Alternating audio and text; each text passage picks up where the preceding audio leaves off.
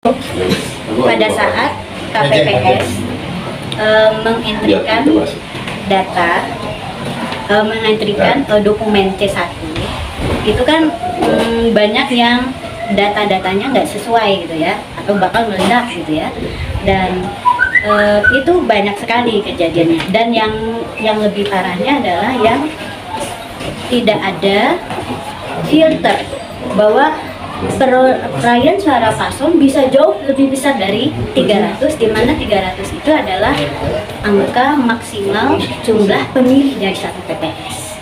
Nah, awalnya saya mengira ini dari mana gitu kesalahannya. Cuman setelah saya baca-baca lagi di sirekap untuk pada saat sosialisasi untuk KPPS, ternyata itu ada dua masalah besar.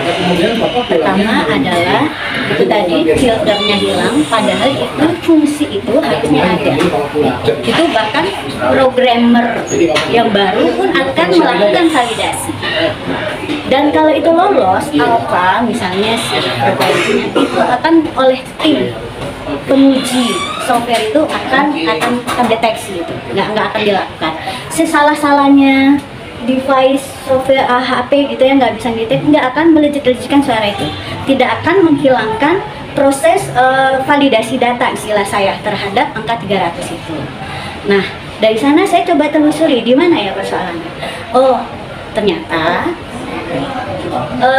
keputusan KPU untuk merespon kegaduhan anomali dari entry C1 itu adalah malah ya, pertama fitur edit ya, fitur edit itu di software untuk verifikasi dari KPPS untuk mengecek bahwa apakah hasil pembacaan sirekap itu sudah benar atau belum, itu nggak diaktifkan atau dihilangkan. Nah, berarti ini perubahannya dari sejak softwarenya. Yang kedua adalah untuk merespon itu KPU malah melakukan atau membuat kebijakan yang menurut saya tidak tepat dan potensi menyalahi prosedur ya, yaitu mereka mengklaim ada 150 ribuan katanya TPS yang datanya bermasalah, anomali. Terus katanya kami sudah mendeteksi. Sebetulnya saya juga heran bagaimana cara KPU mendeteksi angka 150 ribuan TPS itu. Dan anehnya lagi, kenapa itu edit datanya diserahkan kepada KPU Kabupaten Kota yang menurut saya saat itu belum punya C1 atau apa. Dan secara aturan sistem informasi ya, keamanan informasi itu menyalahi bahwa yang mengentrikan data tidak bisa mengedit kalau ada kesalahan, tetapi malah orang yang tidak berbenang jauh di atasnya yang nggak punya data malah yang mengedit. Nah, itu dah kenapa itu menyebabkan namanya integritas datanya hilang karena potensi dimanipulasi dan sebagainya. Terus yang anehnya lagi, fitur edit, kalau ada kesalahan edit di TPS itu kan ada dua pemilu ya, Pilpres dengan Pileg. Nah, edit Pileg justru tetap ada. Nah, tetap dibolehkan edit untuk data Pileg, tapi Pilpres tidak ada. Nah, ada lagi ketentuan yang saya baca dari dokumen sosialisasi yang ada di media massa itu adalah bahwa pada saat data dari Sirekap itu kan sebetulnya progres pemilu itu kan dari TPS kemudian ke PPK, itu kan waktunya 2 hari ya di TPS. Nah, saya sebetulnya juga sempat melihat sih iseng gitu loh data dari Cimahi, saya lihat tanggal upload C1-nya tuh melebihi tanggal itu, malah di daerah-daerah lain tuh jauh setelah hari itu. Artinya apa? Entry data ini kok jauh ya, padahal waktunya kan 2 hari. Nah, itu perlu dijelaskan juga tuh bagaimana nanti. Masalahnya saya khawatir adalah apakah data C1 yang ada di Sirekap sekarang itu bisa dipercaya juga nggak? Selain data hasil pembacaan, saya ragukan ya, karena itu tadi diedit, bisa diedit oleh KPU Kabupaten Kota, juga adalah C1-nya sendiri. Kenapa? Karena tanggal uploadnya jauh hari ya. Jadi kalau dalam sisi informasi, data itu punya apa ya, mempunyai namanya data transaksi itu mempunyai identitas ya, termasuk di sana adalah tanggal kapan dia diidentifikasikan. Jadi kalau kita mau ngecek autentifikasi data dan validasi apa semuanya itu bisa dicek dari data tersebut.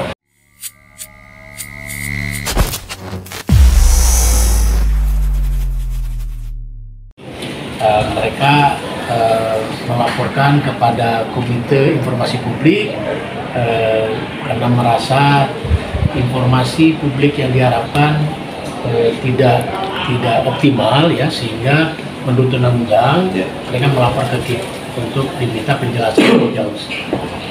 Karena informasi sirekap yang diminta oleh ITB itu mungkin belum cukup. Nah, saya sendiri mengatakan mereka di sini dalam rangka untuk menghadap ke KIP. Komisi Informasi. Ya, Komisi. Mohon maaf tentang sirekap sendiri, ketika menjadi salah satu bagian pendamping pemilu, pada saat itu diketahui publik, kalau nggak salah Oktober 2021 ya Pak? Ya. Itu diketahui oleh IA atau Sivitas Akademi di sana untuk menjadi pendamping pemilu. Jadi gini, yang kami ketahui memang ada perjanjian MOU antara KPU dengan ITB. Itu bahkan sejak tahun 2019 ke zaman Situng ya. Tapi yang kontrak MOU yang kami dapatkan itu per tahun 2021 sampai 2026. Saya sendiri sebagai alumni ITB sebenarnya meyakini sekali ya bahwa ITB sebenarnya sudah mampu membuat aplikasi sirekap ini ya, cuma mungkin produknya ini disalahgunakan atau diatur oleh orang lain yang kami juga tidak tahu gitu kan. Nah, saya meyakini sekali ITB tidak akan gegabah soal ini ya. Soal prosedur, SOP untuk membuat sirekap itu sudah dipenuhi, tapi kenapa ini terjadi seperti ini yang sebenarnya kami minta klarifikasi. Nah, kami dari pengurus pusat Ikatan Alumni ITB hari ini sudah minta audiensi sebenarnya kepada Ibu Rektor, karena kami mengajak untuk kita sebagai alumni mau membantu sebenarnya bekerja sama untuk supaya Rektor ITB memberikan klarifikasi secara profesional gitu. Sehingga jangan marwah ITB atau nama baik ITB ini dicemarkan gitu kan, oleh karena hal yang tidak dikerjakan atau tidak dilakukan oleh ITB. Kira-kira begitu. Ini ada dugaan rekayasa dari pihak keluarga dalam sikap ini. Kalau dari informasi yang kami lihat, nampaknya saya mendapat laporan banyak dari pihak-pihak yang melaporkan bahwa ada entry data yang contoh satu TPS melebihi dari jumlah daftar pemilih tetap. DPT kita ini kan maksimum 306 sebenarnya, 300 plus 2%, jadi maksimum 306. Padahal yang datang pun mungkin nggak sampai 80%, artinya hanya 240 sampai 250. Tapi kok kenapa ada entry data per TPS yang sampai 500.000 misalnya, ada yang lebih dari 300. Nah ini hal-hal ini kan seperti tidak masuk akal, ya kan? Nah ini apakah SOP entry datanya ini tidak dibuatkan algoritma yang mereject kalau ada data yang lebih dari 306. Nah ini yang perlu kami tanyakan. Ya, dan hal ini akan kami tanyakan. Kami makanya bersifat baik untuk menanyakan kepada ITB dan kami minta penjelasan. Sudah ada respon belum dari ITB? Kenapa Pak? Sudah ada respon belum dari ITB? Ya, dari kalau respon yang untuk ke teman-teman Kapak, memang kami disilahkan untuk bertanya kepada KPU, ya kan?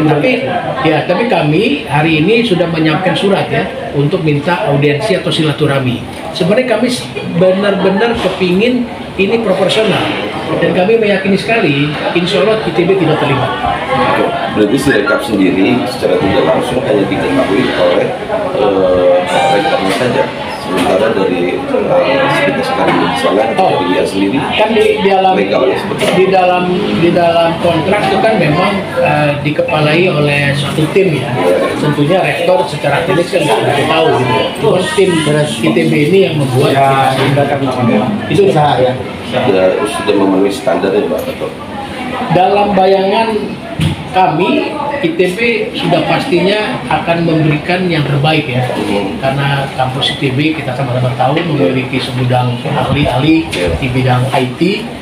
Saya meyakini sekali ITB sudah membuat sesuatu yang terbaik, cuma kenapa ini tetap gaduh gitu kan. Oleh karena itu kami minta klarifikasi dan kami siap sebagai alumni untuk mendukung gitu loh, untuk berbagi tugas, untuk menjelaskan ini kepada publik.